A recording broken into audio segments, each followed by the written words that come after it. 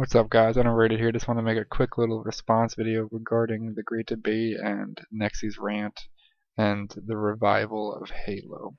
So first of all, I just want to give a brief background of myself. I have a long list of competitiveness going all the way back to SOCOM 1 before game battles even existed, because SOCOM 1 basically invented game battles. So yeah, I played on PS2 because my mom got that for me, even though I wanted an Xbox, but yeah, so I didn't really have a choice back then. So I watched Halo because I knew it was the big thing. I watched MLG, and then when 360 came around, I bought that because, I was old enough to buy my own video game system. And really, um, I just wanted to get into the Halo scene because that's where all the pros were, and everyone's dream is to go pro. So got Halo 3, wasn't very good at it. I only got to a 45 in MLG, so like I was on the brink of being okay, but I hit a plateau and I just kind of gave up, and I went back to Call of Duty, so where I was actually good because everyone's good and it's not that hard. So anyways, Reach comes out about 3 years later, and I'm like, okay, I'm gonna be good at this game. Turns out I'm not, because it's the same thing. Halo's always been pretty similar from Halo 1 to Halo 2 to Halo 3 to Halo 4. It's the same mechanics. So I wasn't good, but I wanted to stay in the whole Halo scene because I knew MLG wanted to make their franchise around that game, the Halo game. So what I did was I just started forging and building maps for MLG because I like designing things, and that's why I'm here at this college right now. I'm in game design. So if some of you do know me, it's because you've probably heard the name MLG Nexus before, one of the maps on the pro circuit currently. I am one of the creators of that. I'm a co-creator along with Death Star's OG, very good friend of mine. We forged a lot during the beginning of Halo Reach. He has since pretty much retired, going to school like I am for game design. And yeah, so that's just a brief introduction of me. So let's go back to the whole, failure of Halo, so to say. So if you haven't already seen the great debate by Gandhi and Nexy's Rant, you should probably go watch those videos before this one. So first of all, regarding those videos, let's talk about the game itself. It's kind of shitty. We all know this. It's not very fun to watch. But we can make it fun. It's not completely broken like people say it is. We have a whole another year to play this game. No, I'm not saying like to play this game like because we can, but because we have to. Like honestly, we have to play this for another year until Halo 4 comes out and saves us all from like this terrible game. Like we know it's bad, but we need to make the most out of what we have left. Because if you haven't noticed, our numbers are dwindling. I mean, honestly, I don't even know why we're on the circuit anymore. I know we're going to be next year, just because, I've heard the rumors, but, it's not fun to watch. I haven't watched it since fucking the first, what was it, or Dallas? Since Dallas. The first event of the year, because my map was on the circuit and I was so excited, so I needed to watch the pros play it. But that's the only reason I really watched it. So I'm about to reference another video that was just posted on, was it Reddit? I don't know, maybe it was MLG, but it's made by the Penny Arcade, and that's kind of a known website, but if you haven't seen it, the link will be in the description. It's about how it kind of describes how a game becomes a professional esport and what a game requires. So there's 4 points basically. There's 4 requirements in this video listed that describe how a game becomes an esport. And the first one is longevity of the game. Basically saying that a game needs to last forever, basically, for it to be popular. Because if it, like, they're saying basically that Call of Duty comes out every fucking year, and like, it's not cool to have a game come out every year because, you know, we can't keep up with that. Whereas Halo and StarCraft have lasted forever. You know, StarCraft 1 is still being played in Korea today. A lot of pros haven't even switched over from StarCraft 2, or to StarCraft 2. You know, that was created in like 1993 or something. Like, that's ridiculous. That game is built to last. So Halo is kind of one of those games too. I mean, yeah, we haven't been playing Halo 1, but you know, it's still the same game basically since Halo 1 came out. So the second point made in the video is that the game needs to be more accessible to the world. Basically, in the video they reference poker, saying that because of the internet, poker became such a huge hit because everyone could play it, everyone could play for free, and if they wanted to, they could take their skills and try to play for money. And then it got on ESPN, and now everyone sees it. They're like, oh, I can do that. It's so, like, I want to do that. So they go on the internet again and play for free, and then play for money. And you know, it's so accessible to everyone. That's why it's such a big sport. So how do we translate that into Halo? Well, we can't really sell it for free, and we can't really just give out like pirated copies to everyone. But we can market the shit out of Halo. You know, produce content, produce videos, make maps in my case, fucking, you know, produce montages, produce top 10 videos, stream, all that shit. You know, it's very good for the game and for the community and to attract people, because you know, there's people on YouTube that have no lives that just fucking scroll through videos and just keep clicking like, you know, recommended shit, and eventually they get to Halo and they're like, oh, this is sick, like ninjas just raping faces and like teabagging people, you know, whatever, you know. That's gonna help us grow as a community, okay? Another thing that goes along with this is that I've heard a lot of trash, you know, not saying trash like stupid shit. Oh yeah, I am.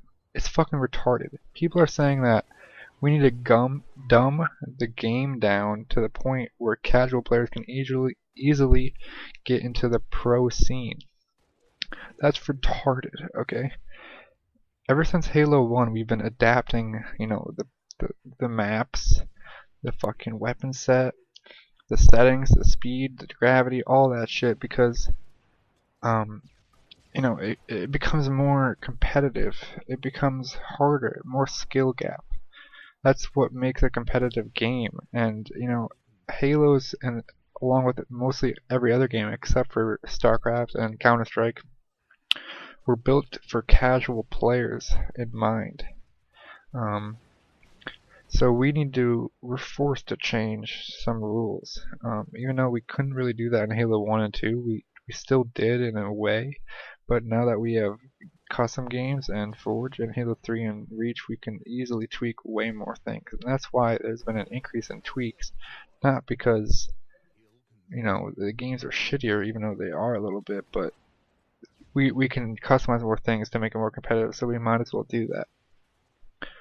Now, the third, like, okay, actually, I'm going to keep touching on that a little bit more before I move on to the third and fourth points, but, like, people are saying that it'll attract more people because casual players can easily get to the MLG level. Well, that's not true at all, because when I play games, I play to be competitive, to be the best, you know, like, you're not going to run into some casual player that plays for fun every Friday night or Saturday night, and they're going to be like, oh, this is cool, MLG, I want to go pro.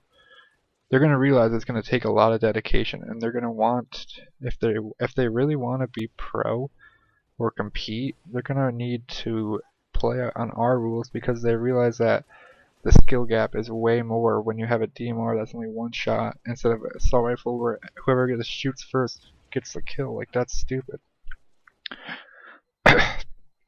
Okay, now that I've made that point, we'll move on to the third and fourth points in the video by Penny Arcade. Now the third and fourth points are perhaps the most important aspects in becoming a successful esport. The third point is that we need to create a game that is exciting to watch and not just play. And the fourth point is we need to have personalities that people need to like and hate. Now we all know that StarCraft is the biggest esport in the world and has taken over MLG along with GSL, fucking, DreamHack, a bunch of other events including IPL, IEM, such, and the list just goes on. They have events all over the world all the time because it's a very competitive game and a very likable and easily watched game and commentated on. So the thing is, I've never played StarCraft 1 or Halo 1 or Halo 2, but when I see people playing them on the internet or on MLG main stage, I get excited because they're well casted, they're well represented, and they have exciting plays. But Reach is just not the case. Like, when I was watching StarCraft 1 and Halo 1, I had no idea what was going on. But it was still sick, just because of, like, the crowd and the fucking commentators. Now here's a problem. Frenetic game types like King of the Hill and CTF are sometimes hard to understand for people that have never seen the game. So when they go through YouTube, like I was saying, and just see this, they might not know what's going on. CTF, it's a little easier to understand because that's a kind of common idea. But King of the Hill and like some of the Oddball maybe, some of these game types are just, too chaotic for people to commentate on and make people understand them. I'll bring this back up later with another, when I'm talking about other game types that we can implement. But, different game types allow people to develop strategies and personalities, like Idra and Boxer from StarCraft. If you've seen Nexy's Rant, he talks about bringing Search and Destroy into Halo. Now, this is a great idea, and I think for many reasons. It will create mind games and strategies that will, bring Halo into the actual strategy realm. StarCraft is so amazing because of all the strategies and all the tactics and all the mind games that go on within the game. And commentators can easily, state this to the audience and allow them to understand what's going on without even knowing what's going on, really. They're like, oh, this guy's building a fucking barracks in their base. Why the fuck is he doing that? Well, because they're not going to expect that on a big ass map, and that's what the commentators will tell you. So it's cool. Now the fourth point ties in with what Gandhi was saying about making content.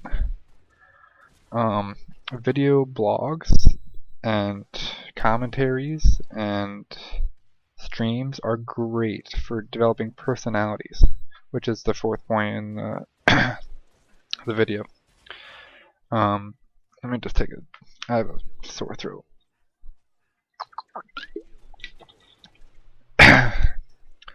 So yeah, the biggest personalities in StarCraft are Destiny and some other streamers like Cats. And now recently, what's the name? Combat X has been doing some funny stuff recently. So you need people to entertain. That's the biggest thing, being an entertainment. Because that's what sports are. Honestly, they're marketable because they're entertaining for people to watch, and you can put on commercials and sponsors and all that stuff. So Destiny basically streams every day, just like Ninja. Ninja is the biggest personality of Halo at the current state because he has this stream. He just released this montage that was fucking sick, by the way. Thank you, Ninja, if you do watch this. And the streams and that content is great for helping out the community and developing personalities within the community because you see that montage and you saw Fear itself talking trash. That's awesome. People love that. It creates drama. That's what's on TV. Entertainment, drama. It's good. It goes hand in hand. So Halo needs something that can bring personality into the game. Okay, so we need to make MLG more entertaining by changing the game types, while still making him fun to play and keeping the skill ceiling very high. Because like game types like one flag or like I don't know, some game types do not take any skill because you can just camp them out. You know, like that's stupid. Like, okay, this elimination game type that Nexy was talking about, like a search and destroy game type, you're like, oh, people can camp on that too. Well, that's not the case in Halo because there's things called power weapons and power-ups that force movement, okay? Like in search and destroy, the only thing that's forcing movement is an objective, which is the bomb, which will be in this game type as well, most likely. And in Halo, it's just going to be 10 times better because of power weapons on the map. So this elimination game type would be fucking awesome for multiple reasons. It adds more diversity to the game type pool for spectators. Remember when we just played CTF and Slayer in MLG Rally, I want to say, but I'm not sure because I don't hardly watch anymore, but that was boring as shit to watch. I didn't even watch it because I couldn't. Honestly, I couldn't watch it. And because they took out Nexus that event, which I was pissed, but I heard so many bad things about that. It was so stale. It was so stagnant, and that's why we lost a shit ton of viewers in the first place. Now, this creates more skill gap.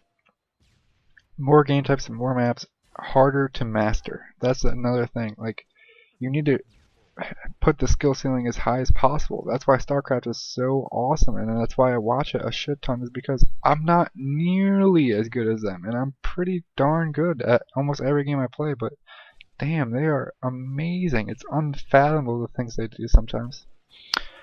Now, my third point about elimination is that the game type would be good for Forge because you can actually make good-looking non-gray maps because these elimination game type maps would be smaller and hence less laggy.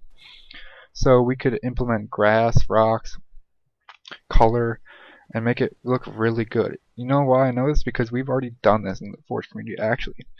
A long time ago, like almost a year ago I'd say, the Forge community ran a shit ton of elimination game types because we didn't like what MLG was offering and we made our own game type. Now here's where it might differ from the one that I'm foreseeing in MLG. Where the one that we had different layouts just like in like the normal Halo like Team Slayer or whatever. But they were competitive layouts, not like fucking, you know, assault rifles and shit, but more or less like one had a jetpack, one had like a grenade launcher maybe, and then the other one had like pistol or something. I don't know, but like it would change because of no bloom. But here's the thing, like an elimination map would be symmetrical with you know, with power weapons lining the line of symmetry, so that way it forces movement towards the middle. That way no one's camping in their base. So imagine Construct and you spawning where you normally spawn on Construct TS, and your strategy involves one of your teammates spawning with a jetpack and jumping up to rockets right away. Well, the other team might know that's going to come, and then the other guy spawns with like a grenade launcher and just shoots down the rockets or shoots at the rockets and kills the guy right away. See, like, there's so many different strategies that can be involved with this game type, even if you don't implement the layout or the loadouts. But I think that's a cool idea, especially adding a lot of. It kind of reminds me of like a Shadowrun or like a Counter Strike kind of a game type. Honestly, the limitations are endless, or there are no like limitations, if you know what I mean. So this brings me to my next point. Like, if you're watching a basketball game, what's the best and only part that you really watch? The fourth quarter. Like, that's the only thing that matters in a basketball game. It's exciting. Like, one shot or one miss could completely turn the game around or swing it in someone's favor. the last 2 minutes are exciting as fuck. Like, they last 30 minutes because they're awesome, even though it's only 2 minutes on the clock. Now, how do we do this in Halo? Well, there's this thing in Halo 3 called Pit Slayer. Okay, everyone hated that game type. Well, you know what? It was fun as shit to watch. I don't give a fuck if you were sitting on your controller for 3 minutes at the end of the game. I wanted to watch snipe down Blaine kids to get them back in the fucking game when they were 7 kills down. Like, that was one of the most memorable games I've ever seen. Same with a really good noob. I'm pretty sure it was him, but it was someone on that team on the last Halo 3. It was in the finals or nationals or something, but he went off with like 10 kills left. It was crazy, and it was like one of the best games I've ever seen. So now we need to like hypothesize what other game types would make this possible. Now, anything is possible with Forge and custom games because they give us this tool and we hardly use it. I mean, we alter the fucking settings, yeah, but you know what? We can alter maps and create cool game types that no one ever uses. So, another reason that StarCraft is such a better esport is because it's constantly evolving and constantly changing. It's not because of the different maps. It's because of the game itself. Like, it's so balanced and so methodical that if I don't play StarCraft for a month, I'm gonna be out of the fucking game. Like, the meta game, which is it's a term I use a lot in StarCraft. It means like the change of game. Meta means change. Metamorphosis, meta. Okay, well, like a month ago, 3 months ago, the 4-gate build, which is a build by the Protoss, was super powerful. It won every time almost. But now, because of people figuring it out, it's changed so much that no one ever uses it because it's just obsolete. And in about 3 months or so, that will come back because people will be doing different builds that counter that. So we don't have this in Halo. The maps don't allow this really. In Zella, you're always gonna go top gold. I mean, it's just nothing changes. It's the same game. I mean, if I haven't played since a year ago, and I could come back and nothing would have changed. I guarantee it.